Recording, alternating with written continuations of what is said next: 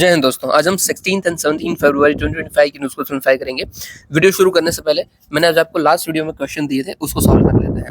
ये 2021 के सारे क्वेश्चन थे और ऐसे क्वेश्चन थे जो कि रिलेटिवली इजी थे, या फिर ऐसे जो मैंने आपको एक दो दौरान दिनों को पहले ही करवाए, वो सारे के सारे क्वेश्चन थे। देखिए, सबसे पहले इस क्वेश्चन को देखते हैं। ये मोरिंगा, ये जो स्टेटमेंट हमें सही बताना है, और पहला इसमें स्टेटमेंट है moringa is leguminous evergreen tree. अभी मोरिंगा क्या होता है तो ड्रमस्टिक आपको शायद पता ही होगा, राइट। बट हमारे यहाँ पे वो काम का ही नहीं है, हमारे यहाँ पे काम का है लेग्यूमिनस। क्यों काम का है ये देखो, 2021 का क्वेश्चन है, राइट। यहाँ पे 21 में हमें लेग्यूमिनस के ऊपर क्वेश्चन देखने को मिल रहा है, और हमने पहले भी देखा है। ये देखो 22 में भी क्वेश्चन क्या था कि नाइट्रोजन फिक्सिंग प्लांट कौन सा होता है। नाइट्रोजन फिक्सिंग प्लांट कौन से होते हैं? जो कि प्लांट लेग्यूमिनस होते हैं। तो सेम क्वेश्चन है, बस घुमा के पूछ लिया है। सेम 24 में क्वेश्चन था कि भाई पी फैमिली से कौन बिलोंग करता है। पी फैमिली किससे बिलोंग करती है? Leguminous again.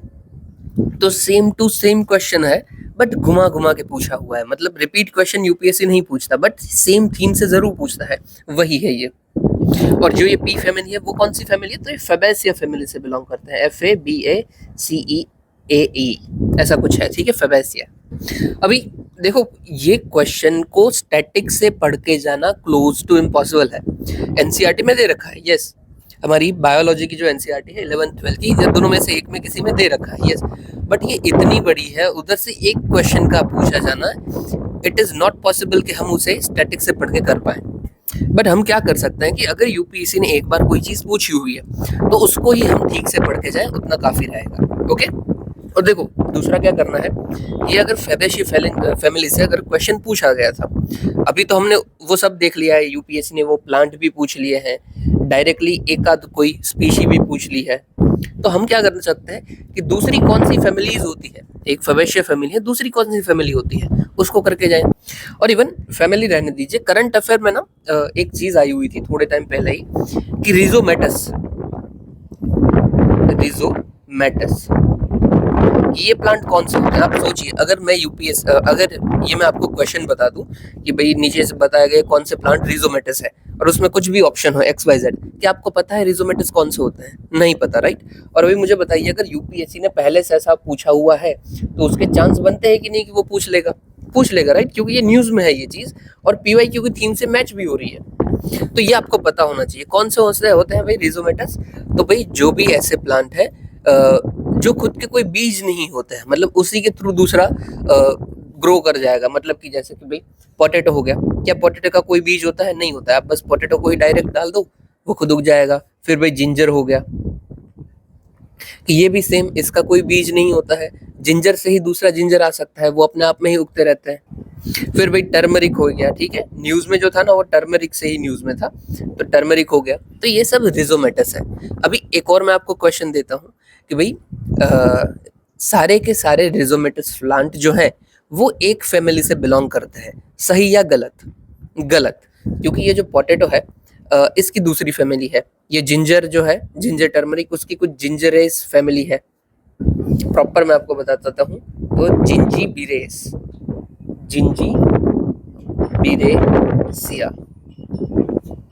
और वही पोटैटो की हम बात लें तो पोटैटो का है सोलनेशिया। आखिरी में तो सब में सिया ही है, हमें बस आगे का ध्यान रखना है। ये है जिंजरबर और ये है सोलन। तो भाई राइजोटोमस प्लांट एक कैरेक्टरिस्टिक है, एक टाइप है, वो अलग अलग फैमिली में देखने को हमें मिल सकता है, ठीक है। ये इसीलिए मैं बता रहा हूँ क्योंकि पॉसिबल है कि अगर यूपीएससी पूछेगा, क्योंकि ये करंट अफेयर में था और यूपीएससी की प्रीवियस ईयर थीम से मैच हो रहा है, तो अगर पूछता है तो हमें पता होना चाहिए। और हाँ, कार्डमम भी इसी में आता है, ओके। अभी दूसरी कौन सी फैमिली इंपॉर्टेंट है, मैं सिर्फ जो पीवाईक्यू में आ गया ना उसी की फैमिली बता रहा हूँ, सारी नहीं बता रहा हूँ। लास्ट ईयर एप्पल आया हुआ था 2024 में, तो एप्पल कौन सी फैमिली से बिलोंग करता है? रोसासिया फैमिली से बिलोंग करता है। सिर्फ रोजा याद रखना है, सिया तो सब में है, ठीक है। ये बिलोंग करता है एप्पल, रोसासिया। ये लास्ट वाला सिया तो सब में है, तो हम सिर्फ रोज याद रखते हैं। फिर भी फेबेसिया तो आपको पता ही है, वो हो गया है हमारा, ठीक है। फिर ग्रास जो होता है वो किससे बिलोंग करता है? जो अपना गेहूं, चावल, ये सब इन शॉर्ट ग्रास की फैमिली से आते हैं। ग्रास की फैमिली मतलब कौन सी फैमिली? तो वही वो है पोआसिया।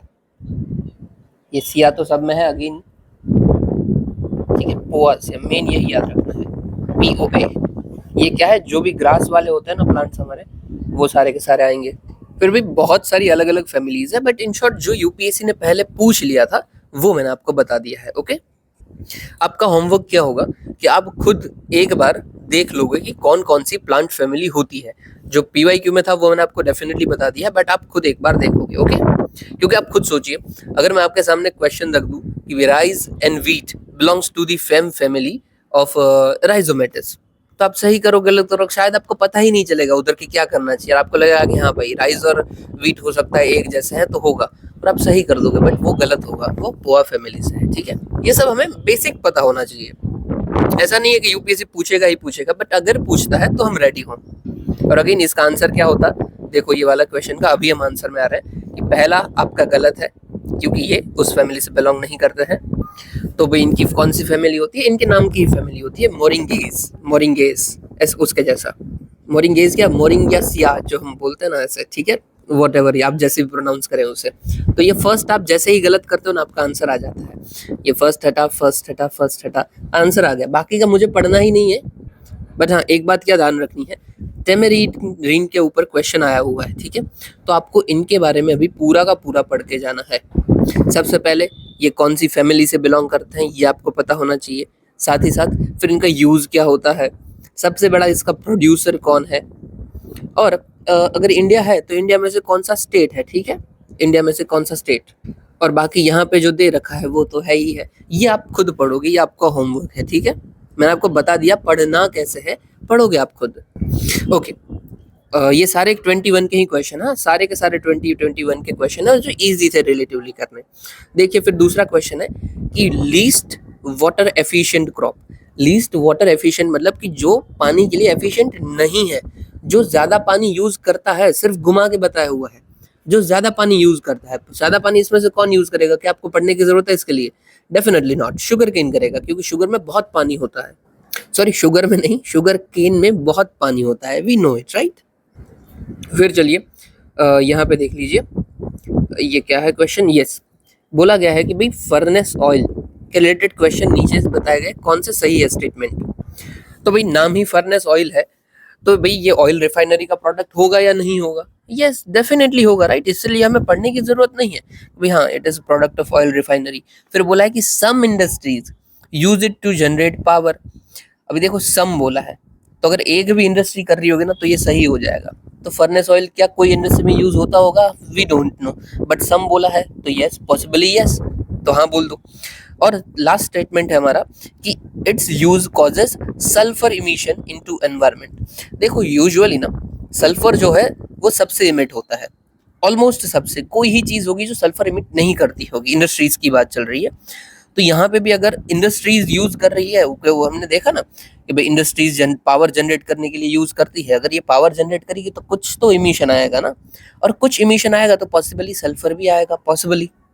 तो यस भाई इसको भी सही मार्क करो, तो हमारे सारे के सारे सही हो जाएंगे। अभी देखो इसके लिए अगेन ही आपको नॉलेज की जरूरत नहीं है, आप पढ़ के तो जा ही नहीं सकते ऐसे क्वेश्चन को, क्लोज टू इम्पॉसिबल है। हाँ पीवाईक्यू से कोई लिंक करते हुए आप पढ़ के गए हो तो अलग बात है, बाकी आप पढ़ के नहीं जा सकते हो। इसको आपको उधर ही लॉजिक से ही करना पड़ेगा, और यही लॉजिक होता है जो मैं आपको बता रहा हूँ। चलिए फिर यहाँ पे क्वेश्चन देख लीजिए, ये वाला, ये भी हमने थोड़े दिनों पहले ही किया था। जो ओशन के प्राइमरी सेकेंडरी टर्शरी प्रोड्यूसर्स थे, एनर्जी लेवल था, सब हमने देखा था राइट। तो देखो यहाँ पे बोला गया कि फूड चेन में प्राइमरी प्रोड्यूसर कौन है। प्राइमरी मतलब जो सबसे लास्ट में आते हैं, ठीक है, फूड चेन में। तो हमने क्या देखा हुआ था कि फूड चेन में सबसे नीचे कौन है, हमारे डाइटम्स है। डाइटम्स मतलब ही क्या होता है, डाई एटम, दो एटम से बने हुए जो एकदम छोटे छोटे हैं। उसमें कौन कौन से आ जाएंगे, तो जो भी हमारे फाइटोप्लैंक्टन्स होंगे, फाइटोप्लैंक्टन्स वो हमारे आ जाते हैं। साथ ही साथ दूसरे कौन, मतलब एग्जाम्पल में हम देखें तो भाई एल्गे आ जाता है, फिर साइनोबैक्टीरिया आ जाता है।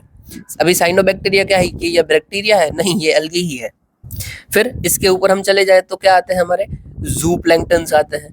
जूप्लैंक्टन्स में कौन सा पाएंगे भाई, क्रूटिशियंस आ जाएंगे हमारे सारे के सारे, फॉर एग्जांपल क्रैब।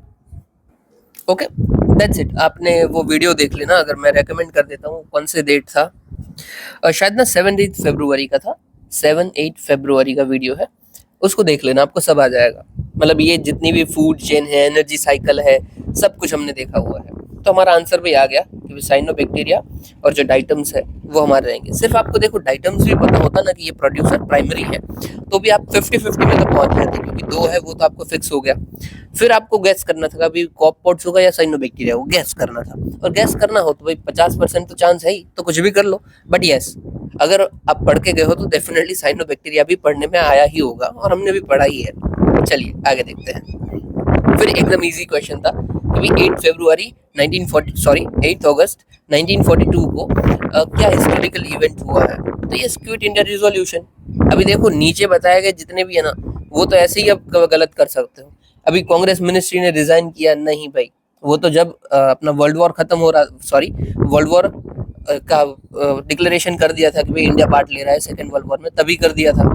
फिर भाई ये वाइसरॉय एग्जीक्यूटिव काउंसिल एक्सपांडेड नहीं, ये भी नहीं, और क्रिप्स मिशन वाली भी बात गलत है, ठीक है। क्योंकि ये जो क्रिप्स मिशन है ना, वो तो अपना मार्च में आया था हालांकि 42 के आसपास ही, बट मार्च में था, तो वो पुरानी बात है। और वैसे तो आपको ये पता ही होगा क्विट इंडिया रेजोल्यूशन है, तो ये तो ऐसे ही पता होगा आपको, बहुत बार देखने को आ जाता है। और हाँ, ये बात, ये मोर इंडियंस की बात हुई, वो ना ये अगस्त ऑफर में होता है, जो हमारे लिनलित गो होते हैं, लिनलित गो और अगस्त ऑफर वो देते हैं, तब आता है।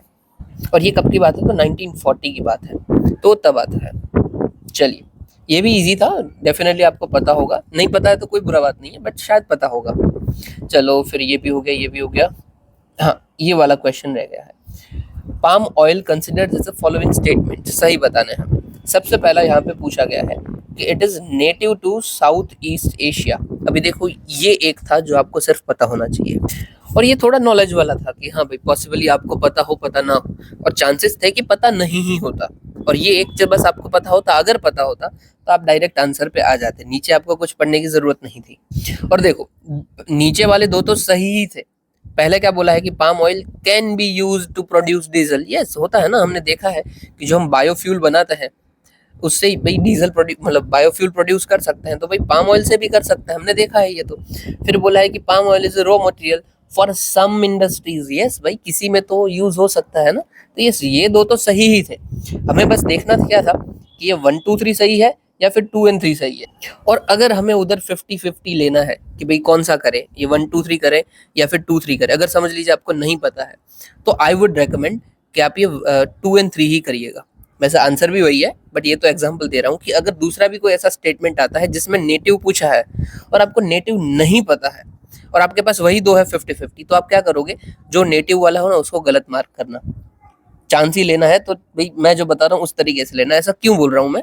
यूपीएससी जब भी नेटिव पूछा है ना, 90% केसेस में नेटिव वो गलत हुआ है। लास्ट ईयर भी पूछा था, वो स्पीशीज के ऊपर पूछा था, वो तीनों के तीनों गलत थे। मतलब हम यूपीएससी के पैटर्न को फॉलो करते हुए गलत मानते हैं उसको, अगर ऐसा होता है तो इन फ्यूचर, बट फिर सही हो जाता है तो भाई चलेगा, और क्या, वैसे ही 50-50 लेना था। ओके, तो ये गलत था, क्योंकि ये जो पाम ऑयल है ना, वो अफ्रीका से बिलोंग करती है, वेस्ट अफ्रीका से बिलोंग करती है, उसकी नेटिव है। ओके, डन है, सारे हमने पीवाईक्यू कर लिए हैं। मतलब 21 के ये फर्स्ट 56 की 60 के आसपास थे जो इजी थे। ये एक को आप थोड़ा सा इंक्लूड कर सकते हो, ये मॉडरेट में चला जाएगा। और मेन आपको इधर से क्या सीखना था कि जो प्लांट फैमिलीज है जो मैंने आपको बताई वो, और साथ ही साथ में जो फूड चेन है वो आप वीडियो देख लेना, उधर से आपको पता चल जाएगा। और आज के आपके कौन से क्वेश्चन रहेंगे? आज के आपके 2020 के क्वेश्चन रहेंगे। हमने 2020 के 1 के देख लिए, 2020 के होंगे। फर्स्ट 50 में से मैंने लिए हुए हैं, 50-60 में से, कि जो मुझे इजी लग रहे थे जल्दी जल्दी ले लिए हैं। चलिए अभी हम आज की न्यूज़ कवर करते हैं। ओके, सबसे पहले ना एक काम करते हैं, हम मैप कर लेते हैं। एक छोटा सा मैप था, एक सेकेंड। हाँ, ये देखिए, ये गल्फ ऑफ अकाबा का मैप था, उसको देख लेते हैं। अभी गल्फ ऑफ अकाबा हमने बहुत बार देखा हुआ है, ठीक है। ये अपना रेड सी है, रेड सी से दो निकलते हैं, एक है अकाबा और एक है सुएज कैनाल वाला। और जो अकाबा है वो किसके साथ बॉर्डर बनाता है? तो भाई यहाँ पे अपना इजराइल आता है, ठीक है, और यहाँ पे आता है जॉर्डन, वो दोनों के साथ बनाता है। अभी बात ये है कि गल्फ ऑफ अकाबा को, मतलब ये देखिए, ये जो गल्फ ऑफ अकाबा है हमारा, ठीक है, इसको और जो रेड सी को है उसको जोड़ता कौन है? तो देखो ये हल्की सी जो जगह दिख रही ना, पेन मुझे छोटी करने दीजिए, और ये जो हल्की सी जगह दिख रही है हमें, ये भी एक स्ट्रेट है, अपने आप में एक स्ट्रेट है। उस स्ट्रेट का नाम है strait of Tiran. Okay, strait of Tiran ये गल्फ ऑफ अकाबा को और रेड सी को जोड़ती है। क्योंकि स्ट्रेट क्या होता है, कोई भी दो वाटर बॉडीज को कोई एक छोटी सी जगह जोड़ रही है पानी की जगह, तो उसको स्ट्रेट बोलेंगे। तो ये है हमारा स्ट्रेट ऑफ तिरान, ठीक है। दूसरा भाई, इस जगह पे हमें ब्राइन पूल देखने को मिलते हैं, Neom brine pool. Brine pool क्या है, तो सॉल्टी अंडर वाटर लेक, ये देखने को मिलता है। Okay, that's it. दूसरा क्या था भाई चीज, तो भाई part of east African rift valley, rift system. फिर ये अरेबियन पेनिनसुला और सिनाइन पेनिनसुला के बीच में पड़ता है, रेड सी, ठीक है। गल्फ ऑफ अकाबा में न्यूज में क्यों था, तो अभी यहाँ पे हमें कोरल रीफ की ग्रोथ में पोज देखने को मिला है, इसलिए न्यूज में था। और ये कब के टाइम पे, तो भाई होलोसीन पीरियड के टाइम पे। होलोसीन पुरानी बात चल रही है, ठीक है, हटाइए, ये सब कुछ काम का नहीं है हमारे। आगे बढ़ते हैं। फिर ये देख लीजिए, एक्सरसाइज कोमोडो किसके साथ हुई है, तो first of all it is multilateral exercise, ठीक है, मतलब एक से ज्यादा लोग इसके साथ पार्टिसिपेंट है। इंडोनेशिया के साथ ये हो रही है, इंडोनेशिया में हो रही है, सॉरी। तो भाई नेवल एक्सरसाइज है, तो ये डेफिनेटली मैरीटाइम इंटरऑपरेबिलिटी एक्सेट्रा सबको बढ़ाएगा। हमें यहाँ पे याद क्या रखना है कि ये पहली बार 2014 भी इग्नोर कीजिए, ये जब हो रही है तो ये नॉन कॉम्बैट मिलिट्री एक्सरसाइज है, मतलब इसमें लड़ाई नहीं की जाती है, ठीक है। और डेफिनेटली इंडोनेशिया इसको करवाती है। हमारे साथ इंडोनेशिया के और हमारे कौन कौन सी एक्सरसाइज होती है, तो देखो तीन चार है जो आपको याद रखनी है। सबसे पहला है गरुड़ शक्ति, ये एक आर्मी एक्सरसाइज है, ठीक है। फिर है समुद्र शक्ति, नाम से ही पता चल रहा है ये नेवी एक्सरसाइज है। फिर है सागर मैत्री और कॉर्पेट। ओके, कॉर्पेट देखो दूसरे के साथ भी हमारा कॉर्पेट होता है, अभी मैं भूल गया कौन से साथ। कॉर्पेट 2-3 के साथ हम करते हैं। CORPAT stands for coordinated patrol, coordinated patrol. एक तो इंडोनेशिया के साथ करते हैं और शायद थाईलैंड के साथ भी करते हैं, अभी मैं भूल रहा हूँ, इग्नोर कीजिए, बट करते हैं। ओके, ये आप याद रखोगे, गरुड़ शक्ति, समुद्र शक्ति, सागर मैत्री और कॉर्पेट। ओके, जरूरी क्यों है, क्योंकि पूछा जाता है इसलिए जरूरी है। 24 में ही आया था सागर मैत्री, या उसकी कुछ पूछा हुआ था। चलिए फिर ये देख लीजिए, न्यूट्रिनोज। न्यूट्रिनोज हमने बहुत बार देखे हैं और मैं एक्सपेक्ट करता हूँ कि आपको पता ही होगा, क्योंकि हमने 5-6 बार इतना हॉलिस्टिकली कवर किया हुआ है। बट ठीक है, नहीं पता हो तो कोई बुरी बात नहीं है। अपना नहीं पता हो ना तो क्या कीजिएगा, 17 अक्टूबर या फिर 1 और 2 जनवरी का वीडियो देख लीजिएगा, प्लीज देखिएगा, तो ही आपको पता चलेगा कि न्यूट्रिनोज एक्चुअली क्या है। यहाँ पे सिर्फ मैं न्यूज बता रहा हूँ, न्यूट्रिनोज क्या है, कैसे आते हैं, वो कैसे अलग हैं सबसे, उसके लिए आपको ये वीडियो देखना बहुत जरूरी है। देख लीजिएगा, you will get to know. चलिए, न्यूट्रिनोज तो भाई ये एक सब एटॉमिक पार्टिकल्स है, अभी हमें ये मेडिटेरियन रीजन में देखने को मिले हैं, इसलिए न्यूज में था। सब एटॉमिक पार्टिकल, साथ ही साथ इसको ये घोस्ट पार्टिकल भी बोला जाता है। घोस्ट पार्टिकल क्यों, भूत क्या होता है, दिखता नहीं, कोई साइज नहीं, वैसे ही ये भी भाई 0 इलेक्ट्रिक चार्ज है, 0 साइज है, ऑलमोस्ट 0 मास है और ऑलमोस्ट 0 इंटरेक्शन है। ऑलमोस्ट 0, हाँ, ये दोनों ऑलमोस्ट है, क्योंकि कुछ तो है इसके पास। पर पता कैसे चलता है, कोई ग्रेविटी फील्ड होती है ना, उसके साथ हमें कैसे कनेक्ट करते हैं, तब हमें पता चलता है। साथ ही साथ ये सेकंड मोस्ट अबंडेंट पार्टिकल है अंडर इन यूनिवर्स। सबसे पहला कौन सा है, तो फोटोन है। अगेन आपको नहीं पता होगा फोटोन क्या है, जाके वीडियो देख लेना, आपको पता चल जाएगा, क्योंकि वो जरूरी है। देखो थोड़ा सा बड़ा टॉपिक है, मैं यहाँ से बताऊंगा, वीडियो बहुत बड़ा हो जाएगा, वरना मैं इधर भी बता देता, मुझे कोई दिक्कत नहीं थी। चलिए, डिटेक्ट कैसे कर सकते हैं, अगर सब कुछ 0 है तो हमें पता कैसे चलेगा ये यहाँ पे है, तो भाई ये इंटरेक्ट करता है with matter via weak nuclear force. तो भाई वीकली इंटरेक्ट करता है, इसलिए हमें पता चलता है। फीचर्स क्या क्या है, it is undisturbed by even strongest magnetic field, और ये जो ट्रैवल करता है वो स्ट्रेट लाइन में ट्रैवल करता है। और हाँ, अभी ये हमने डिटेक्ट किया है, ये किसके थ्रू डिटेक्ट किया है, तो एक ना क्यूबिक मीटर टेलीस्कोप है हमारे पास, क्यूबिक मीटर टेलीस्कोप, जिसका शॉर्ट फॉर्म है KM3NET, क्यूबिक मीटर टेलीस्कोप, उसका यूज करते हुए हमने इसको डिटेक्ट किया है। अभी देखो इससे क्वेश्चन अगर आ जाता है, क्वेश्चन कैसा आएगा कि recently cubic metre telescope discovered following, और उसमें से फिर लिखा हुआ कि भाई सैटर्न की रिंग डिस्कवर कर ली, मेडिटेरियन सी में न्यूट्रिनोज डिटेक्ट कर लिए, या फिर ट्रोजन एस्टेरॉयड डिटेक्ट किया, एसेट्रा एसेट्रा। उसमें से हाई चांसेस है कि हम ये मेडिटेरियन सी वाला तो गलत ही मानेंगे, क्योंकि हम सोचेंगे कि भाई टेलीस्कोप का काम तो भाई स्पेस देखना होता है, ये तो हो ही नहीं सकता, मेडिटेरियन सी में कहाँ देखेंगे, हम ये गलत मान देंगे। बट ध्यान रखना, इसीलिए मैंने यहाँ पे मार्कआउट किया, ये क्यूबिक मीटर टेलीस्कोप है जिसका यूज करते हुए हमने न्यूट्रिनोज को आइडेंटिफाई किया था इन मेडिटेरियन सी। चलिए फिर कौन सी थी कोई इंपॉर्टेंट? हाँ बस इतना ही था, कुछ खास तो नहीं है। ओके, इसको देख लेते हैं पहले ना। बड़ी न्यूज़ है ना, उसमें कुछ खास दम नहीं है, इसलिए हम शॉर्ट देख रहे हैं और जो काम की है उसको देख रहे हैं। ये है प्रोजेक्ट वाटर वर्थ।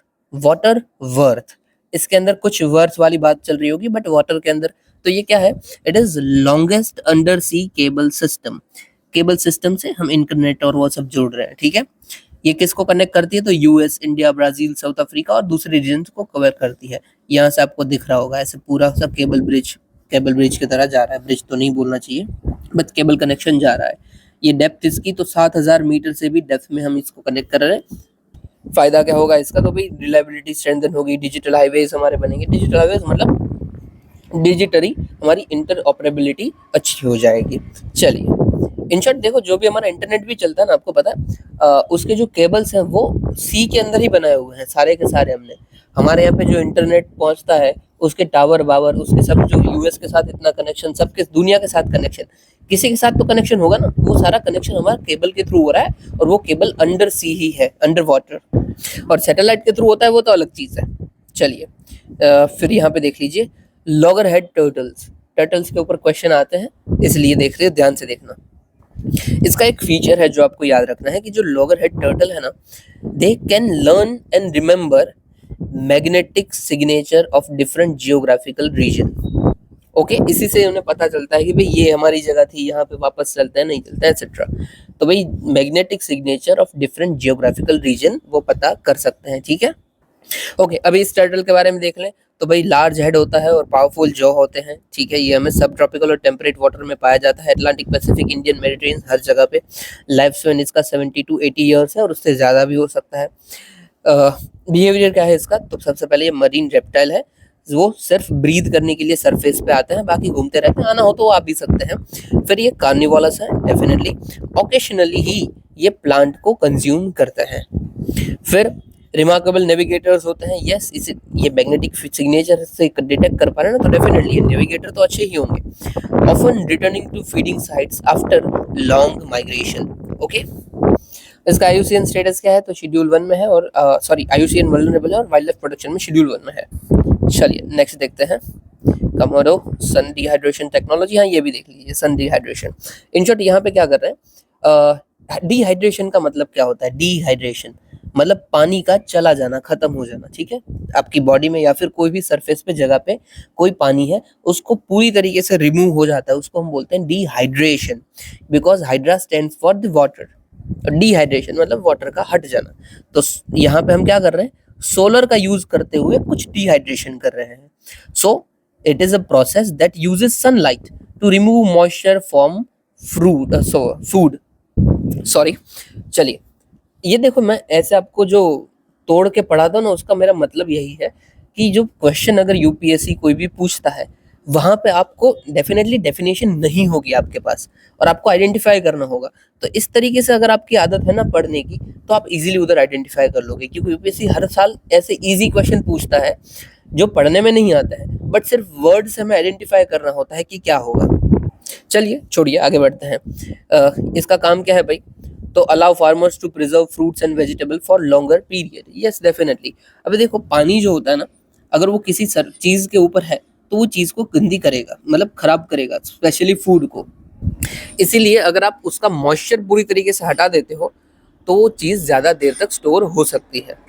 यहाँ पे बस हम क्या कर रहे हैं, यही चीज को हम सोलर से कर रहे हैं, इसीलिए सोलर डिहाइड्रेशन टेक्नोलॉजी। चलिए आगे बढ़ते हैं। फिर है अवॉइड सेल।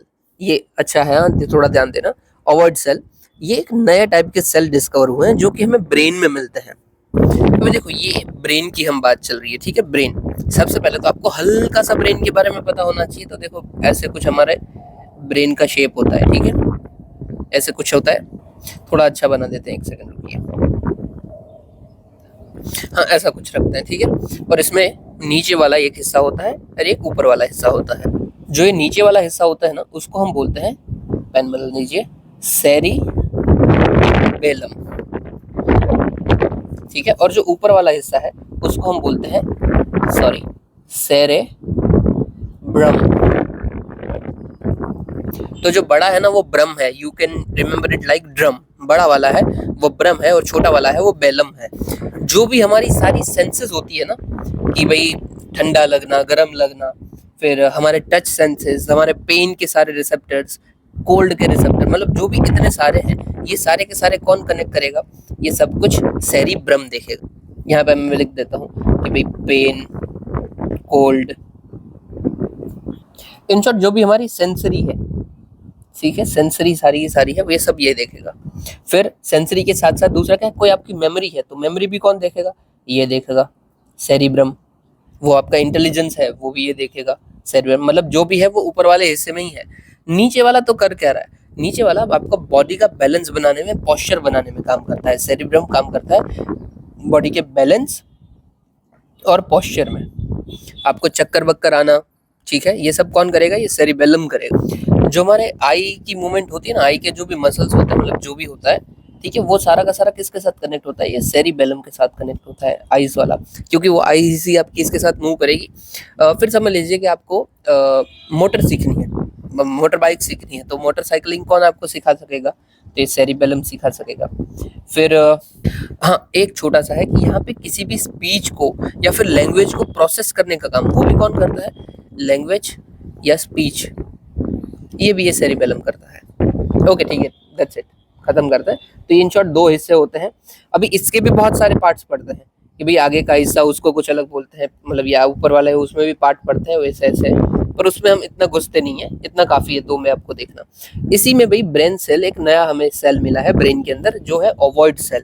ओवॉइड सेल का काम क्या है भाई? तो कोई भी फंडामेंटल चीज है, मेमोरी है आपकी, उसको याद करने में, उसका शेप या कोई भी है, फिर उसको रिकॉल करने में जो काम कर रहा है वो कर रहा है आपका ओवॉइड सेल। मतलब कि समझ लीजिए कि आज आपने बिल्ली देखी है, कल आप फिर से वो बिल्ली देखते हो तो आपको याद आएगा, अच्छा ये कल वाली ही है, मतलब इसको बिल्ली बोलते हैं। ये सब जो आपको शेप याद करवा रहा है वो कौन करवा रहा है? ओवॉइड सेल करवा रहा है। तो ये किसके अंदर काम आता है? मेमोरी के अंदर काम आता है। अभी मुझे बताइए, मेमोरी के अंदर आता है तो ये कहाँ पे होगा? डेफिनेटली ब्रम के अंदर होगा, सेरिब्रम के अंदर, क्योंकि वही मेमोरी का काम करता है, ठीक है। दूसरा कहाँ पे लिखा हुआ है? Ovoid cell name for distinct egg like shape. इसका शेप ऐसा होता है, इसलिए ओवर्ड बोला है, क्योंकि ओवियम होता है ना बॉडी के अंदर, वुमन के अंदर ओवियम जो कि एग होता है, उसी के ऊपर से इसको लोला गया है हमने ओवॉइड। ये काम करता है with in hippocampus of humans, mice and other. Hippocampus part है अपने ब्रेन का, वहां पे होता है। ये देख लीजिए, मैंने यहाँ पे डाल ही दिया ताकि आपको पता चल जाए। ये जो हम सेरिब्रम देख रहे हैं ना, सेरिब्रम के देखो बहुत सारे पार्ट्स होते हैं, यहाँ पे आपको देख रहे हैं। देखो, एक होता है बेसल ग्लैंड, फिर होता है हाइपोथैलेमस, एमिगेल्डा, थैलेमस और हिपोकैम्पस। ये हिपोकैम्पस ये जो मेमोरी और नेविगेशन का काम करता है, और इसी के अंदर हमें एक सेल मिला है, वो है ओवॉइड सेल, ठीक है, क्योंकि मेमोरी के साथ कनेक्टेड है ना। ये आप जगह देख रहे हो सबकी, ये है अपना, ठीक है। और दूसरा भी आप देखो, खुद पढ़ लेना कि थैलेमस क्या करता है भाई? स्लीप को रेगुलेट करने का काम, अलर्टनेस का काम। फिर हमारा हाइपोथैलेमस है, वो क्या काम करता है? तो टेम्परेचर, हंगर, फटीग, स्लीप। फिर एमिग्लेड है, ये हमारी again memory, decision making, emotional responses, उस सब का काम करती है। That's it. और ये अपना क्या काम है भाई? ये है सेरिबेलम। चलिए आगे बढ़ते हैं। फिर देखो, छोटी सी न्यूज है कि world organisation for animal health, सबसे पहले इसके साथ मिलकर हमने डिपार्टमेंट ऑफ एनिमल हस्बेंड्री और डेयरिंग ने मिलकर पब्लिक प्राइवेट पार्टनरशिप में लाइव स्टॉक सेक्टर के लिए एक रोड मैप बनाया है। ओके, सबसे पहले ये बॉडी क्या है वही याद रखना है हमें। पेरिस फ्रांस के अंदर आता है। It is intergovernmental organisation, जो कि 1924 में फाउंड हुई थी। इंडिया इसका मेंबर है। और जो गवर्नेंस की बात करें तो world assembly delegates highest authority है जो इसको गवर्न करते हैं। और वही ये रेफरेंस के लिए WTO रेफरेंस ऑर्गेनाइजेशन के स्टैंडर्ड्स को लेते हैं रिलेटिंग टू एनिमल हेल्थ और जूनोसिस। ओके, चलिए काफ़ी है इतना। और कुछ छोटी न्यूज़ तो नहीं रह जा रही है। लेबनान छोटा सा रह जा रहा है, उसको हम बाद में ही देखेंगे। चलिए अभी बड़ी न्यूज़ देखते हैं। यहाँ पे आ जाइए। सबसे पहला है हमारा RUTAG या फिर रूरल टेक्नोलॉजी एक्शन ग्रुप, जिसका मेन फीचर है स्मार्ट विलेज सेंटर को हमें बनाना। यस, ठीक है। ये जो पूरा है, मतलब उसको हम क्या बोलेंगे? RUTAG स्मार्ट विलेज सेंटर या फिर RSVC। पर इसका मेन एम क्या है, तो integrate cutting edge technologies in rural needs, जैसे कि उनकी रूरल नीड्स है वैसे आप ये टेक्नोलॉजीज को इंट्रोड्यूस कीजिए। यहाँ पे किसने ये बनाया है, तो it is under aegis of office of principal of scientific adviser. ये ना कॉन्सेप्चुलाइज हुआ था 2003-4 में, बट अभी के लिए ठीक से यहाँ पे काम हम कर रहे हैं। चलिए फीचर्स क्या क्या है, फिजिकली प्रेजेंस, तो long term tech support provide करेगा पंचायत को अप्रोक्सीमेटली 20-30 विलेज के अंदर, और 12 वो सब काम का नहीं है, हटाइए। मार्केट एक्सेस प्रोवाइड करेगा, जैसे कि ओएनडीसी, अमेजॉन, मार्केट मिर्ची, इन सबको कनेक्ट करेगा रूरल प्रोड्यूसर्स के साथ। फिर स्केलेबिलिटी के लिए वुमेन एंटरप्रेन्योर्स जो होते हैं उनको एम्पावर करेगा, और फीचर करेगा कि भाई हमें टेकप्रेन्योर्स बनाने हैं, टेकप्रेन्योर टेक्नोलॉजी में एंटरप्रेन्योर, ये हमारा प्रोग्राम है techpreneurs programme. Okay, role of technology में भाई रूरल ग्रोथ के लिए इन्होंने ई नाम के साथ भी कनेक्शन बनाया है। ई नाम stand for electronic national agriculture market. ये सब हमने कवर कर लिया है। हाँ, अगेन आपको ई नाम पढ़ना है तो कौन सी वीडियो देखनी है, 7 फरवरी की वीडियो देखनी है। हमारा जो मैंने आपको बोला वो फूड वेब को देखना है, वो भी 7 फरवरी में है, तो आप दोनों एक साथ देख सकते हो। और ये ओएनडीसी आपको देखना है तो 29 जनवरी की वीडियो देखना, वहाँ पे आपको ओएनडीसी पूरा का पूरा बताया हुआ है। चलिए फिर भाई ई कॉमर्स और 3D प्रिंटिंग को हमने जोड़ा है ताकि एंटरप्रेन्योरशिप में हम सपोर्ट मिलवा पाएँ। एजुकेशन में हमने पीएम ई विद्या और स्वयं पोर्टल को जोड़ दिया है। फाइनेंशियल इंक्लूजन के लिए हमने डायरेक्ट बेनिफिट ट्रांसफर प्रोग्राम और पीएम धन योजना के साथ कनेक्शन बिठाया है। और वेटर मैनेजमेंट के लिए हमने national programme on aquifer mapping and management का यूज किया है। ओके, तो रूरल ग्रोथ के लिए ये सारे हमारे इनिशिएटिव हैं। और एज आई से इज ऑलवेज कि भाई ये आपको हमेशा याद रखना है, इनिशिएटिव आपको काम ही आएंगे, ठीक है। ओके, अदर इनिशिएटिव देख लेते हैं। तो भाई तारा है, देखो ये सब छोटे छोटे हैं, याद ना रखो तो भी कोई बात नहीं, बट रख लीजिए। TARA technological advancement for rural areas, ये स्किल्स और एजुकेशन को पार्ट होता है, उसको बढ़ाने की बात करता है। फिर ई श्रम प्लेटफॉर्म है, ये तो आपको पता ही है, ये अनऑर्गेनाइज जो वर्कफोर्स होती है उसके लिए बेनिफिट का काम करता है। फिर नेशनल ऑप्टिकल फाइबर नेटवर्क है, ऑप्टिकल फाइबर मतलब जो इंटरनेट प्रोवाइड करते हैं ना उसका नेटवर्क, तो भाई रूरल एरियाज में भी इसको बढ़ाना है। और digital land record modernisation programme है, अगेन जो मैपिंग करनी है हमें डिजिटली करनी है कि भाई कौन ओनरशिप है, किधर क्या हो रहा है, सब कुछ। चलिए आगे देखते हैं। फिर है इंडिया यूएस ट्रस्ट, देखो अभी पीएम मोदी जी थे, वो वहाँ पे गए थे यूएस में, और बहुत सारे हमने एग्रीमेंट्स और पार्टनरशिप साइन की है। रिसेंटली भी हमने कल परसों भी बहुत देख लिए और आज भी देखते हैं।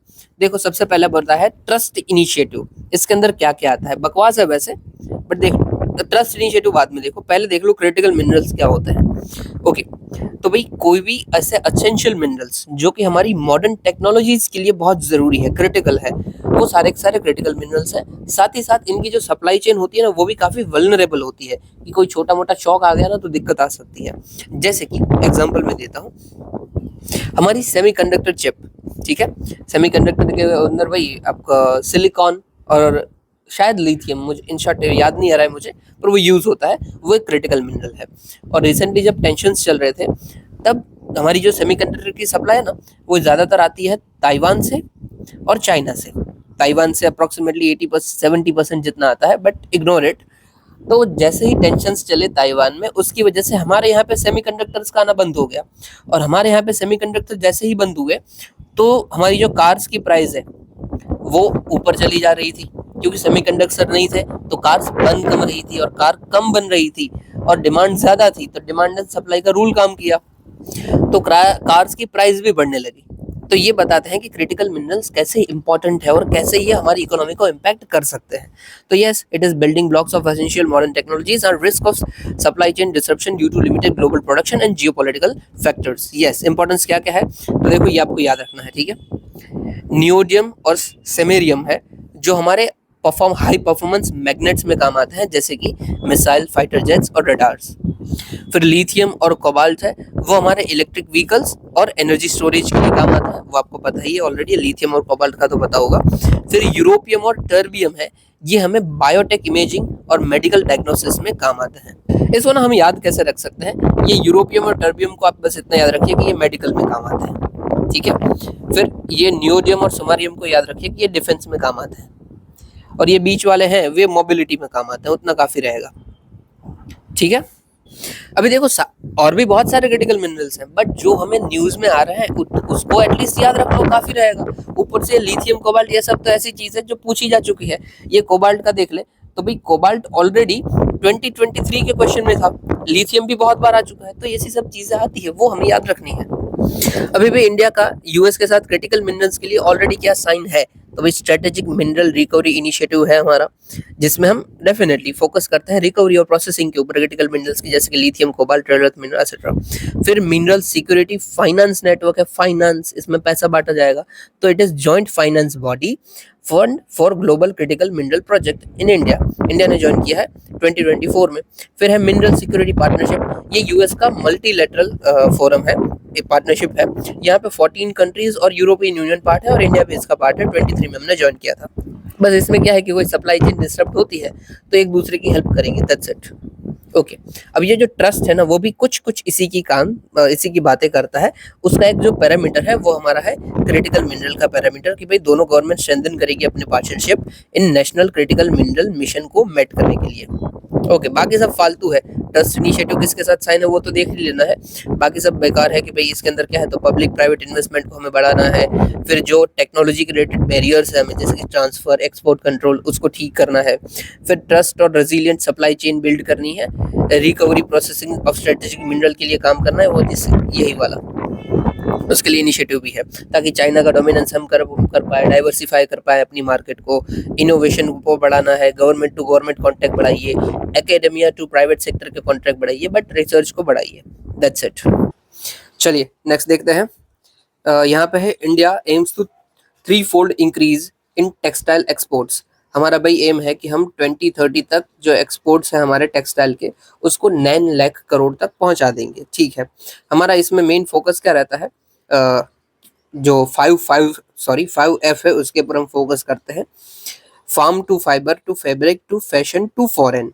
ओके, अभी ना भारत टेक्स्ट हुई थी। भारत टेक्स्ट क्या है, तो एक्सपो होता है, जैसे एक्सपो नहीं होता है वैसे ही ये है textile expo, T stands for textile और एक्स फॉर एक्सपो।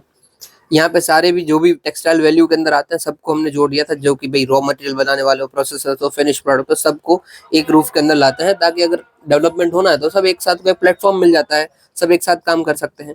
और ये कहाँ पे हुआ था, तो भाई भारत मंडपम न्यू दिल्ली के अंदर हुआ था। ओके, टेक्सटाइल सेक्टर की बात कर लेते हैं। एज पर इकोनॉमिक सर्वे 24-25, ये आप अपने नोट्स में डाल देना, ठीक है, ये जरूरी है।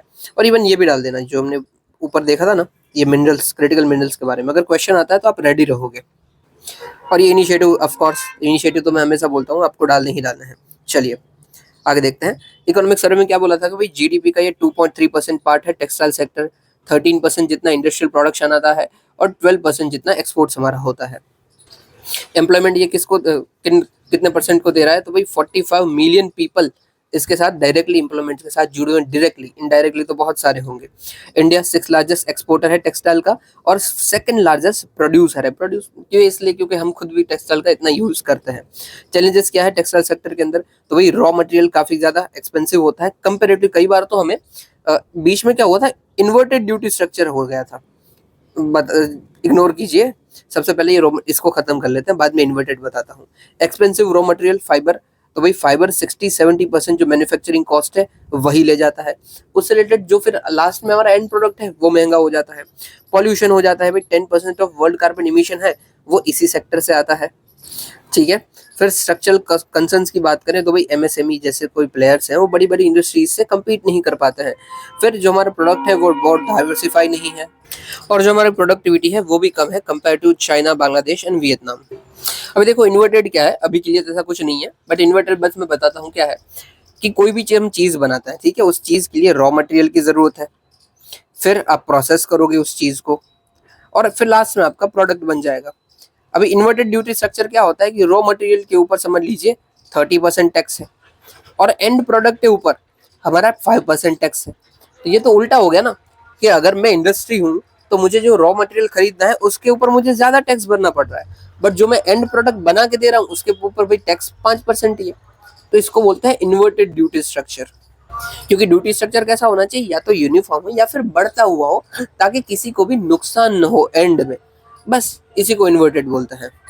ये इन्वर्टेड ड्यूटी स्ट्रक्चर है तो उसका भाई क्या होगा, तो एंड प्रोडक्ट जो होगा बनेगा हमारा, उसकी प्राइस होगी वो ज़्यादा होगी, वो हाई होगी, क्योंकि जो कंपनी जो भी बना रही है वो तो चाहेगी ना कि वो जो टैक्स हमने भरा है उसको रिकवर कर ले। ओके चलिए, यू गॉट इट। अभी टेक्सटाइल सेक्टर को बूस्ट करने के लिए हमारे क्या क्या भी प्रोग्राम आए हुए हैं, इनिशिएटिव है। तो भाई यूनियन बजट 25-26 में हमने mission on for carbon cotton productivity, sorry carbon क्यों बोल रहा हूँ, कॉटन प्रोडक्टिविटी, ये ध्यान रखना आपको। फिर समर स्कीम हमने लाई है, summer scheme stands for scheme for capacity building in textile sector. फिर हमारा टेक्सटाइल पार्क है, इंटीग्रेटेड पार्क बनाते हैं हम, इसको ना मित्र बोलते हैं, मित्र मतलब पीएम मित्र, ठीक है। मित्र स्टैंड किसको करता है, तो भाई mega integrated textile reason and apparel ऐसा कुछ है, ठीक है। तो भाई मेन टेक्सटाइल इसमें, ठीक है, टेक्सटाइल। फिर है जियो टैग देना, यस हमने बहुत सारी को दिया है, जैसे कि भाई जमदनी साड़ी है, मुगा सिल्क असम, कश्मीर पश्मीना, टेक्सटाइल को हम सपोर्ट करते हैं।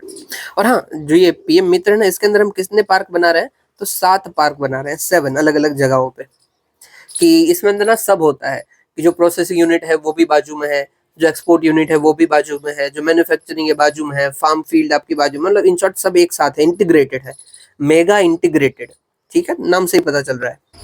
फिर यहाँ पे देखिए, इंडिया यूएस ने अनाउंस किया है autonomous system industry alliance, autonomous system industry alliance तोड़ देते हैं। यहाँ पे क्या है, ऑटोनोमस सिस्टम, ऑटोनोमस मतलब जो ऑटोमेटिक चल रही है, और वैसी इंडस्ट्री और उसका अलायंस, दैट्स इट। अभी ऑटोनोमस में क्या आता है हमारा, डेफिनेटली ड्रोन आता है। अभी के लिए दूसरा कोई ऑटोमेटिक चल नहीं रहा है, ड्रोन्स चल रहे हैं, फिर कार्स बार्स भी चल रही है, बट इग्नोर, अगर कंट्री करेगी तो ड्रोन में साइन करेगी, उसी का अलायंस है। अभी ये ऑटोनोमस इंडस्ट्री अलायंस जो है हमारा, इसी के अंदर हमने एक छोटा सा इनिशिएटिव लिया है, अंडर वाटर डोमेन अवेयरनेस, ठीक है, देखते हैं। तो India is the first country with whom US has signed under water domain awareness technology share करने की और ऑफर की है कि भाई चलो हम दोनों एक साथ काम करते हैं। ओके, क्या होता है अंडर वाटर डोमेन अवेयरनेस, तो भाई मैरीटाइम कॉन्सेप्ट है, डेफिनेटली अंडर वाटर बात कर रहे हैं, जितने भी अंडर वाटर हमारा है उन सबको हमें मॉनिटर करना है, कि भाई उसकी पॉलिसीज कुछ बनाई, टेक्नोलॉजीज बनाई, कोई स्ट्रेटजीज बनाई, या फिर कोई फीचर्स है उसको हमने मार्क किया कि हाँ भाई ऐसा ये है, तो it is just monitor everything under the sea, ठीक है। सिग्निफिकेंस क्या रहेगा, रीजनल सिक्योरिटी बढ़ेगी हमारी, यस, हम पायरेसी, टेररिज्म और कोई इंटरस्टेट कॉन्फ्लिक्ट है उसको कम कर पाएंगे। यहाँ पे हमारा बताना डायरेक्ट यही है कि चाइना और पाकिस्तान के सामने लड़ पाएंगे। साथ ही साथ जो हाउदी रेबल्स हैं, हाउदी रेबल्स कौन से एरिया में है अगर पता हो तो बताना, हमने बहुत बार बताया, उसको कुछ टैकल करना अगर वो कुछ कर रहे हैं तो। फिर इकोनॉमिक और सस्टेनेबिलिटी इंटरेस्ट, यस भाई सी के अंदर क्या है, अगर आपको ये पता चलता है तो थोड़ी आपको अपॉर्चुनिटी मिलेगी ना, समझ लीजिए आपको पता चल जाएगा कि भाई हमारे यहाँ पे तो बहुत बड़ा लिथियम पड़ा हुआ है अंडर वाटर, तो फायदा होगा, तो ब्लू इकोनॉमी में सपोर्ट होगा। Strengthen India regional diplomacy, yes हमारी रीजनल डिप्लोमेसी में भी हमें फायदा मिलेगा, हम ट्रस्ट और कॉपरेशन बिल्ड कर पाएंगे। टेक्नोलॉजी कौन कौन सी है अंडर वाटर डोमेन अवेयरनेस में, तो हम यूएवी बनाएंगे, सॉरी यूएवी नहीं करना चाहिए, यूयूवी करना चाहिए, अनमैन्ड अंडर वाटर व्हीकल। अभी ड्रोन की बात चल रही है, ठीक है, ड्रोन ये जो नीचे जाएंगे पानी के अंदर ऑटोमेटिक चलेंगे। इंडिया डेवलप कर चुका है ऐसे अंडर वाटर, जैसे कि माया, अमोघ और उदम में। अभी ये आपको डायरेक्ट पूछा जाए अगर समझ लीजिए कि recently seen in news Maya, Amogh and अदम्य इज रिलेटेड टू व्हाट, और अगर आपको डेफिनेटली यही दिया होगा कि भाई इट इज यूएवी, यूयूवी, फिर भाई सैटेलाइट बोल दी जाए या फिर एक्सोप्लैनेट्स बोल दिया जाए, ऐसा कुछ भी बोल दिया जाए, इसरो के फ्यूचर मिशंस बोल दें, तो आपको पता होना चाहिए क्या है, ठीक है, अंडर वाटर की बात चल रही है। फिर इसके अंदर हम सुनो बॉयज बनाएंगे। सुनो बॉय क्या होता है, जैसे सबमरीन हमारी काम करती है ना कि अंडर वाटर क्या क्या चीज है, वैसे ही सुनो बॉय करते हैं या फिर सोनो बॉय करते हैं। क्या होता है ये, समझ लीजिए एक वाटर सरफेस है, ठीक है, यहाँ पे हम एक कुछ डिवाइस रख दिया, ऐसा कुछ ब्लू कलर लेने दो, कुछ ऐसा छोटा सा डिवाइस होगा, और ये अंडर वाटर ना सिग्नल्स छोड़ रहा होगा लगातार, जो भी आपको वल्नरेबल एरिया रखते हैं वहां पे आप ऐसा जो छोटा सा डिवाइस रख लीजिए, और ये अंडर वाटर से सिग्नल्स छोड़ेगा। अभी समझ लीजिए कोई भी दूसरे देश की छोटी सी सबमरीन यहाँ पे आ रही है, और जैसे ही आएगी सुनो भाई उसको डिटेक्ट कर लेगा। गॉट इट, ये कैसे काम करता है, तो जो भी वल्नरेबल एरियाज होंगे वहां पे हम यहाँ पे पानी के अंदर हम ऐसे बहुत सारे सुनो बॉयज रख देंगे, और वो सुनो बॉयज का काम क्या होगा, तो अंडर वाटर से ऐसे सिग्नल्स लॉन्च करना और कुछ भी है कि नहीं है उसको डिटेक्ट करना, दैट्स इट। अभी मुझे बताइए सुनो बॉयज जो होते हैं ना, अभी ये जो है ये सिग्नल्स किसको देंगे, तो भाई बाहर उनके यहाँ पे बड़ी एक टेक्नोलॉजी होगी, कुछ मशीन होगी, ये उसको सिग्नल्स ट्रांसफर करेंगे, और ये सिग्नल्स फिर आर्मी बार्मी अपनी नेवी होगी ये सब देख लेंगे। अगर समझ लीजिए कोई वॉर चल रहा है, अचानक से कोई वॉर आ गया है और हमें सारी लोकेशन को चेक करना है, तो हम क्या करेंगे, प्लेन से जाएंगे और जो जो क्रिटिकल एरिया होंगे ना, वहां से सोनोबॉय पानी के अंदर डाल देंगे तुरंत। वो जैसे ही पानी में डाला, एक्टिव, ठीक है। तो सोनोबॉयस हो गए। क्या करते हैं, तो मल्टी स्टैटिक एक्टिव सोनोबॉय डालेंगे with US ultra maritime and active टॉर्ड एरे सोनार सिस्टम। सोनार मतलब वही जो मैंने बोला ना, ये सिस्टम, ये सिग्नल्स भेज रहे हैं, ये सोनार सिस्टम होता है, सोनार वेव्स होती है, साउंड नेविगेशन वेव्स, शायद वही नाम है फुल फॉर्म में, पक्का याद नहीं है। फिर है light detection and ranging, lidar sensor. Same ये भी क्या काम करता है, तो किसी भी चीज के बीच में डिस्टेंस कितना है ये देखने का काम लाइडार करता है। तो लाइडार का यूज करते हुए आप ये एक लाइट ये छोड़ेगा और सी फ्लोर को हम मेजर कर पाएंगे। देखो ये भी सेम है, कहाँ पे लिख दूं, पीछे आ जाता है। लाइडार सेंसर किसी के बीच में भी डिस्टेंस सेटल करता है, ठीक है। और इवन आईफोन जो होता है ना, आईफोन या फिर जो सैमसंग के भी जो फ्लैगशिप फोन्स आते हैं, वो उसमें लाइडार सेंसर होता है। लाइडार सेंसर समझ लीजिए ये है सेंसर, यहाँ पे सेंसर है, ठीक है, यहाँ पे डाला हुआ है। ये सेंसर का काम होगा कि मेरे से ये चीज कितनी दूरी पे आई हुई है। समझ लीजिए ये मेरा फेस है, तो ये मुझे पूरा का पूरा आइडेंटिफाई किया। फिर ये मेरे पीछे कोई माउंटेन है, वहां पे भी ये लाइडार सेंसर गए हैं, उसके अकॉर्डिंग ये बताएगा कि अच्छा यहाँ पे भाई 10 फीट के यहाँ पे एक कोई पर्सन है, 20 फीट के यहाँ पे कोई माउंटेन है। वैसे ही सिस्टम हमें अंडर वाटर देखने को मिल रही है। ये क्या काम करेगी, ये पानी है, यहाँ पे कोई एक मशीन डाली है जिसके अंदर लाइडार सेंसर है, और ये पानी के अंदर भी हमें पता है कि भी माउंटेन्स होते हैं, ट्रेंचेस होती है, और सी फ्लोर नॉर्मल भी होता है। तो बस ये आइडेंटिफाई करेगा कि अच्छा यहाँ पे माउंटेन है, यहाँ पे ट्रेंचेस है। ये क्या खुद देख पाएगा, नहीं देख नहीं पाएगा, पर ये सेंसर आया, मतलब ये रेज उसके आए और फिर ये रेज वापस गए, तो अभी ये टाइम उसको लगा 10 सेकंड समझ लीजिए। फिर यहाँ पे अगर सेंसर आते हैं, रेज आते हैं और वो यहाँ से आते हैं, तो उसको टाइम लगता है 30 सेकंड। मतलब पता चल गया कि भाई यहाँ, और नॉर्मल सरफेस पे उसको लगते हैं समझ लीजिए 15 सेकंड। तो हमें पता चल गया कि यहाँ पे कुछ 10 सेकंड पे है, तो यहाँ पे कुछ जो एरिया है ना वो ऊपर उठा हुआ है, और जिसमें बहुत आने में लेट हुआ वो मतलब डीप है एरिया, और जो एकदम नॉर्मल है वो नॉर्मल है। तो कुछ इस तरीके से सेंसर काम करता है। ओके, चलिए आगे देखते हैं अभी। ओके, तो मेरा बताने का मतलब यही था कि ऐसा क्वेश्चन पूछा जाता है, यूपीएससी हर बार टेक्नोलॉजी से क्वेश्चन पूछती है, तो आपको पता होना चाहिए कि कौन सी टेक्नोलॉजी कैसे काम करती है। ओके, की चैलेंजेस क्या है भाई अंडर वाटर के, तो भाई फॉरेन टेक्नोलॉजी के ऊपर रिलायंस हमारा करना, फिर स्पेशलाइज असॉटिक रिक्वायरमेंट होना, और लैक ऑफ कोऑर्डिनेशन। बकवास से चलिए आगे। अभी लास्ट हमारी बड़ी न्यूज है, एक्सटर्नल मिनिस्टर ने हमारे बोला है, सॉरी, एक्सटर्नल मिनिस्टर ने रिसेंटली मीटिंग अटेंड की है, India ocean conference. Okay, India ocean conference के अंदर कौन आता है, तो जो जो भी हमारी इंडियन ओशन की कंट्रीज है वो सारी की सारी इधर आती है। कौन सी कितनी कंट्रीज है, तो भाई 30 कंट्रीज हो जाती है ऑलमोस्ट। ये एक फ्लैगशिप कंसल्टेटिव फोरम है जहाँ पे इंडियन ओशन रीजन की कंट्रीज आती है, और दूसरे भी आ जाते हैं। ये सागर जो हमारा इनिशिएटिव है उसका ये पार्ट है, security growth for all in region. Okay, India का रोल क्या है भाई इंडियन ओशन रीजन के अंदर, तो भाई फर्स्ट रिस्पॉन्डर है हम, डेफिनेटली कुछ भी होता है तो हम सबकी मदद करते हैं इस रीजन के अंदर। जैसे कि श्रीलंका में भाई क्राइसिस आया था, जब फाइनेंशियल क्राइसिस, हमने सबसे पहले मदद की थी। फिर मालदीव्स में कूप हुआ था, हमने सबसे पहले मदद की थी। ऑपरेशन कैक्टस शायद हमने जो लॉन्च किया था मालदीव्स के लिए। फिर भाई कनेक्टिविटी इनिशिएटिव के लिए IMEC, IMTT, INSTC, बहुत कुछ हमने बनाया। आई होप आपको इसका फुल फॉर्म पता होगा। फिर इंकरेज कर रहे हैं प्लूरिलेटरल कॉपरेशन, जैसे कि cord, ReCAAP, international maritime fusion centre, और white shipping agreement. White shipping agreement क्या होता है उसको देख लो। तो भाई कोई भी दो देश अपना जो भी कॉमर्शियल ट्रेड हो रहा है, ठीक है, कोई कॉमर्शियल शिप जो है उसकी वो आने जाने वाली है, उसकी इंफॉर्मेशन पहले से ही प्रोवाइड कर देते हो कि हाँ भाई मेरे भाई 2 किलो टमाटर आने वाले हैं आपके यहाँ पे, तो देख लेना, हम जो कमर्शियल मेरा शिप होगा, तो उसको हम बोलते हैं white shipping agreement. That's it, information को शेयर कर देना। बट वो सिर्फ कमर्शियल में होती है, मिलिट्री वेसल्स में नहीं होगा, ठीक है। मिलिट्री वेसल्स के लिए करना हो तो वो कौन सा एग्रीमेंट होगा, ग्रे एग्रीमेंट, ठीक है, ग्रे होगा, ये व्हाइट के बदले ग्रे हो जाएगा। और कोई इलीगल चीज है तो उसके लिए कौन सा होगा, तो ब्लैक हो जाएगा, वो तो हमें पता ही है। चलिए आगे देखते हैं। फिर मैरीटाइम डिप्लॉयमेंट के अंदर northern Arabian Sea, Gulf of Aden के अंदर हम ध्यान देते हैं। रिसेंटली हमने किया था ना कि जो गल्फ ऑफ एडन के एरिया में हाउदी रेबल्स का भाई बहुत इम्पैक्ट पड़ रहा था, हमारी बहुत सारी वेसल्स को ये लोग पकड़ रहे थे, दूसरे को भी पकड़ ले रहे थे। हमने ऑपरेशन संकल्प लॉन्च किया, हमारी इंडियन नेवी ने संकल्प, और उन सबको पकड़ा, धोया बोया, बस। फिर इंस्टीट्यूशनल बिल्डिंग में भाई इंडियन ओशन ड्रीम एसोसिएशन है, इंडियन ओशन नेवल सिंपोजियम है, और कोलंबो सिक्योरिटी कॉन्क्लेव है। ये बहुत अलग अलग इनिशिएटिव है सारे के सारे, मुझे इधर बताना सब कुछ पॉसिबल नहीं है, इसलिए मजबूरी में नहीं बता पा रहा हूँ, ठीक है। But you should have get an idea कि ये क्या होता है, सब कुछ एक बार देख जरूर लेना। चलिए, सिग्निफिकेंस क्या है इंडियन ओशन रीजन का फॉर इंडिया? तो हमारा 80% ट्रेड यहाँ से होता है, 90% इम्पोर्ट्स यहाँ से होते हैं। फिशिंग टूरिज्म के लिए बहुत क्रिटिकल है। स्ट्रेटेजिक गोल्स की बात करें तो भाई प्रॉस्पेरिटी, मैरीटाइम सस्टेनेबिलिटी, पीस सबके लिए जरूरी। और फिर यहाँ पे जो चौक पॉइंट्स है उसको भी कंट्रोल करना जरूरी है, जैसे कि भी सुएज कैनाल का ट्रेड अगर रुक जाता है, वर्ल्ड का ट्रेड रुक जाएगा। फिर बाब एल मंदेब, स्ट्रेट ऑफ हॉर्मस, मलक्का, सब बहुत सारे चौक पॉइंट्स है यहाँ पे।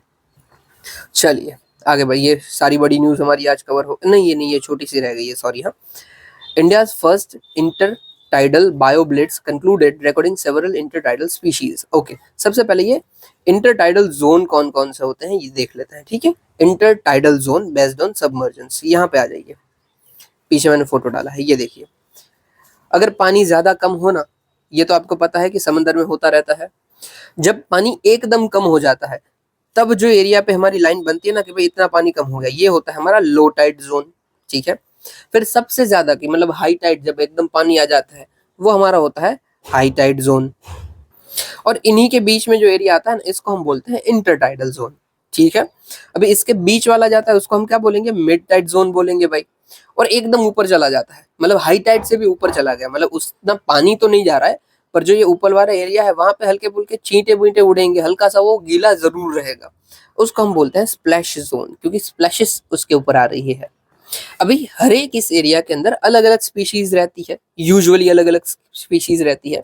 जैसे कि जो हमारा लो टाइड जोन है वहां पे हमें एनिमोस म्यूसल्स देखने को मिल सकते हैं, उसके ऊपर हमें हर्मिट्स क्रैब्स देखने को मिलते हैं, उसके ऊपर लिम्पेट्स, बेनिशियल्स, और उसके ऊपर भी लिम्पेट्स और पेरिविंकल्स, ये सब देखने को मिलता है। Periwinkles is not species, remove it, ठीक है। फिर यहाँ पे जो हमें फॉरेस्ट देखने को मिलता है उसको क्या बोलते हैं, तो भाई केल्प फॉरेस्ट देखने को मिलता है, ये सब की बात कर रही, ठीक है, केल्प फॉरेस्ट होते हैं। फिर ये बेंथिक और बाल्थिक वो भी होता है, उसको इग्नोर करते हैं। चलिए इधर आ जाइए, यहाँ पे सेम ही बात बोली गई है, सिर्फ मैं बता रहा हूँ। ये देख लिए स्प्रे जोन, जो जो स्प्लैश जोन है ना वही स्प्रे जोन है, तो हल्का फुल्का चीटे बीटे आ रहा है, हल्का फुल्का जो गिरा रह रहा है। फिर हाई टाइडल जोन जो एकदम हाई के टाइम पे आता है। फिर मिडल में, मिडल और लो में मतलब एकदम लो में आता है। और यहाँ पे कौन कौन सी स्पीशीज मिलती है उसकी बात है, तो भाई बेंसिल, लीशिन्स, पेरिविंकल्स, सॉरी पेरिविंकल इज स्पीशीज, हाँ राइट, स्नेल्स हैं। फिर लिम्पेट्स देखने को मिलता है। फिर हाई टाइड में क्रैब देखने को मिलते हैं। फिर सर्टन एल्गीज देखने को मिलती है। मिडल टाइड में चले जाते हैं हमें तो हमें सी ग्रासेस, एनिमोस और गोबीज देखने को मिलती है। और लो टाइड में एकदम ही चले जाते हैं नीचे तो भाई सी स्टार्स, फिर कोरल्स, ऑक्टोपसेस, यूरिनशिस सब हमें देखने को मिलेगा, ठीक है। क्या ये याद रखने की जरूरत है? बस एक बार गो थ्रू कर लीजिए, याद बात याद रखने की जरूरत नहीं है, ठीक है। बस ये स्पीशीज हमें मिलती है वो बस याद रखना है। ओके ओके, अभी ये इंटरटाइडल बायोब्लिट्स हम लॉन्च किए थे, इसका भाई काम क्या था, क्यों किए थे? ताकि हम जो भी अपनी इंटरटाइडल बायोडाइवर्सिटी है, उसके जो साइंस है, उन सबको हम नोट कर पाए, ठीक है, डॉक्यूमेंट कर पाए।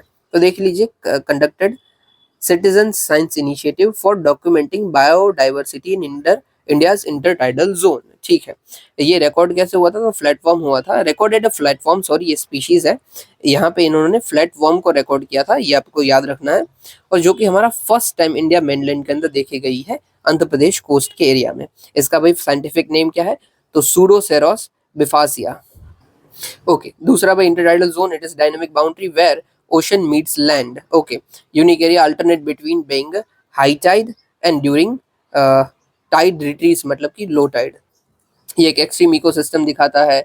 यहाँ पे हमें सर्वरिंग मॉइस्चर को चेंजेस देखने को मिलता है, टेम्परेचर, सैलिनिटी और विथस्टैंड स्ट्रॉन्ग वेव्स, ठीक है। इंपॉर्टेंस क्या क्या है इंटरटाइडल जोन्स की?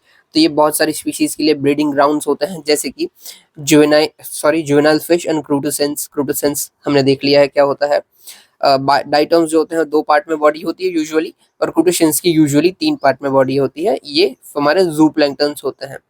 फिर natural buffer against coastal erosion, yes, हमारी सी इंटरटाइड है तो थोड़ा सा बफर तो मिलेगा ही, ठीक है, शोर लाइन को ये ऑब्जर्व करेगा। ये प्राइमरी प्रोडक्शन के लिए भी इंपॉर्टेंट होता है क्योंकि बहुत सारे यहाँ पे रहते हैं। फिर कार्बन सिक्वेस्टर में भी हमें काम आता है। क्वेश्चन क्या पूछा जा सकता है? Intertidal zones are helping in which of the following. फिर नीचे ऑप्शन होगा आपका carbon sequester, primary production, buffer against coastal areas and breeding grounds. तो सब सही करना। फिर ये भी पूछा जा सकता है कि यहाँ पे ये स्पीसी मिलती है, ये वो। थ्रेट्स क्या क्या है इंटरडाल जोन के, भाई क्लाइमेट चेंज हो रहा है और ह्यूमन डिस्टर्बेंसेस हम कर रहे हैं, जैसे कि भाई ऑयल स्पिल कर दिया, पॉल्यूशन रिलीज कर दिया। फिर एयरबॉर्न या फिर मरीन सोर्सेज से हम कुछ ना कुछ बुरा करते जाते हैं। ज़्यादा लोग जाते हैं, अगर समझ लीजिए बीच घूमने जा रहे हैं तो कचरा बचरा कूड़ा फैला दिया, वो भी होता है। क्लाइमेट चेंज में तो आपको पता ही है, सी लेवल राइज हो रहा है, सी टेम्परेचर राइज हो रहा है, बहुत कुछ है। ठीक है, चलिए, और कुछ तो नहीं था, बस ध्यान रखना है ये बायोब्लिट्स क्या था, तो डॉक्यूमेंट के लिए हमने बनाया है under a citizen science initiative. और इसमें पहली बार हमें फ्लैट वॉर्म देखने को मिला है। आपको डायरेक्ट पूछा जाए कि भाई फ्लैट वॉर्म क्या है, ये कहाँ पे पाया जाता है, तो आपको ये आना चाहिए। ओके, चलिए आगे बढ़ते हैं। अभी हमारी लास्ट न्यूज़ है छोटी सी, लेबनान के ऊपर। लेबनान की भाई कैपिटल है बैरूत। रिसेंटली यूनाइटेड नेशन की जो इंटरिम फोर्स होती है उनके ऊपर अटैक हुआ था, इसलिए न्यूज़ में है ये लेवेंट रीजन का पार्ट है। लेवेंट रीजन मतलब जो मेडिटेरियन सी के अंदर जो राइट साइड वाला एरिया होता है ना, ये लेवेंट रीजन है। ठीक है, इसका ये पार्ट है। फिर मेडिटेरियन सी के साथ बॉर्डर बनाता है। ठीक है, दूसरी बॉर्डर सीरिया इसराइल के साथ बनाता है। मेजर रिवर्स इसकी लितानी, ऑरेंज और बालबेक है। हाईएस्ट पीक कुर्नत अल सौदा, मेजर वैली, बेका वैली, और माउंटेन्स में लेबनन माउंटेन्स और हरमन माउंटेन्स। आप ये दो याद रखोगे। ठीक है, याद रखोगे। रिवर्स ये सब ना याद रखो तो चल जाएगा, इट्स ठीक है, चल जाएगा। पूछा जाता है तो किसी को नहीं आने वाला होता है, तो इग्नोर कीजिए, बट ये याद रखना। ओके, हल्का सा देखो यहाँ पे देख लेते हैं कि लेबनान और इजराइल की जो लाइन है उसको ब्लू लाइन बोलते हैं। ये पूछा गया था इसलिए बता रहा हूँ। और ये हमारा गल्फ ऑफ अकाबा है, इसको कौन जोड़ता है, तो तिरान स्ट्रेट जोड़ता है, आज की न्यूज़ में था। बाकी देख लो यहाँ पे और क्या क्या काम का है। ये ब्लैक सी है, ब्लैक सी हमने ऑलरेडी बात की हुई है, उसकी कंट्रीज कौन कौन सी बाजू की आती है। तो भाई क्या है, RGT ब्रू, ये उल्टा दे मतलब उल्टा तो नहीं, सही है, यहाँ पे आएगा RGT ब्रू। Stand for Russia, Georgia, Turkey, Romania, Bulgaria and Ukraine. फिर भी ये कास्पियन सी है। कास्पियन सी का हमारा कोड क्या है, कास राई तक, राई मतलब कि अगेन रशिया से ही शुरू होगा। रशिया, अजरबैजान, यहाँ पे आएगा ईरान, यहाँ पे आएगा तुर्कमेनिस्तान, यहाँ पे आएगा कजाकिस्तान, राई तक। फिर भाई ये मेडिटेरियन का सी देख ले, तो भाई अबला, TIC, अबला, 2 A आते हैं लास्ट में, TIC, वो कैसे स्टैंड होगा।